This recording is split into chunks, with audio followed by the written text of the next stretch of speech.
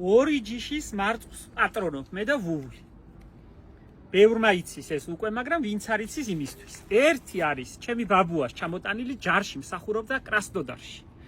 და იქიდან ჩამოტანილი ჯიშია 72 წლის წინ. თან ჩამოიტანა და იმის მერე სულ ეს პატარა ბოსტანში პატარა ადგილი სულ მქონდა. მე იქიდან წამოვიღე და გავამრავლე, რომ ათავს ყვავის. ახლანდელ ჰიბრიდულ ჯიშებს ყველას ჯობია, საუკეთესო ნაყოფები აქვს, ძალიან გემრიელია. და ასხია 5-6 მოსავალი აქვს, არ თავდება. შარშან დეკემბერში რომ თოვდა, მაგას ესხა. ყვაოდა და ესხა. აჭარაში ვიყავი, ასული, ამხელა თოვლი იყო. ბოსტანში გადაკექა ბაბუამ და ამოიღო ნაყოფები, იმდენად კაი ჯიშია და ძველი საუკეთესო ჯიშია, კაცმარიცის რა ქვია, სახელი დაკარგულია.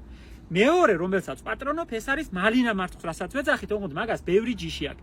ერთი ყველაზე საუკეთესო რომელიც არის, ეგ არის ვიქტორია, ნამდვილი ვიქტორია. ასე ქოთნებში მაქვს მომარაგებული, რა თქმა უნდა. აი ნახეთ.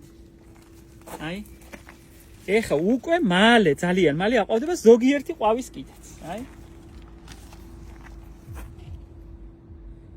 რა თქმა უნდა, ახლა მე იმდენი არ მაქვს რომ თქვენ პლანტაციები გააშენოთ და რაღაცა ამით აშენდეს ადამიანი, მაგრამ 2-3 ძირი რო გამოიჯიშოთ, ამაზე უკეთესი, აი კასეტებში მაქვს ის.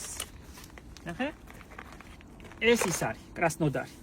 წყარებითაა გამრავლებული, ფოთოლს ნუ შეხედავთ, დიდი არა აქვს, მაგრამ სამაგეროდ ფესვი აქვს შეკრული. ეხლა ამას რომ გადარგავ, მზე დაახურებს და პირდაპირ ბუჩქად გადაიქცევა, რა თქმა უნდა, წელსვე მოისხამს, წელსვე იყვავილებს.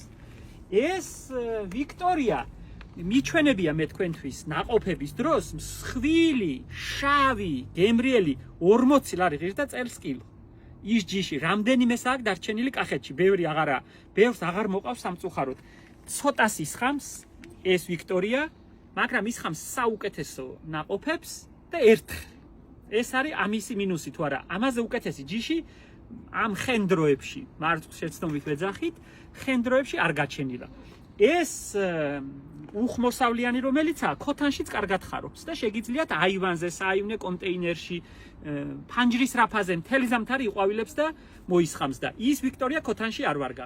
იმ კადრებს გაჩვენებთ ეხლა მე მგონი შევძლებთ მოვძებნით შარშანდელი მაისის კადრებს, როგორი სუნი იდგა იქა, კაფის წინ ჭრიდი, ვალაგებდი ვედროდან ამომქონდა და ხალხი მოდიოდა, აი სურნელი იდგა, ისე საოცრება მართლა. თავი შემიძლია დავდო ისეთი საუკეთესოა. ეს ნაკლებად გემრიელი, რა თქმა უნდა, მაგრამ სამაგეროდ 5-ჯერ, 6-ჯერ მოისხამს წელიწადში. ის შეგეხარბებათ აუცილებლად, ისეთი ნაყოფებია იქ, მაქვს შარშანდელი კაი ვიდეოს კადრები. სასწაული ჯიშია მართლა.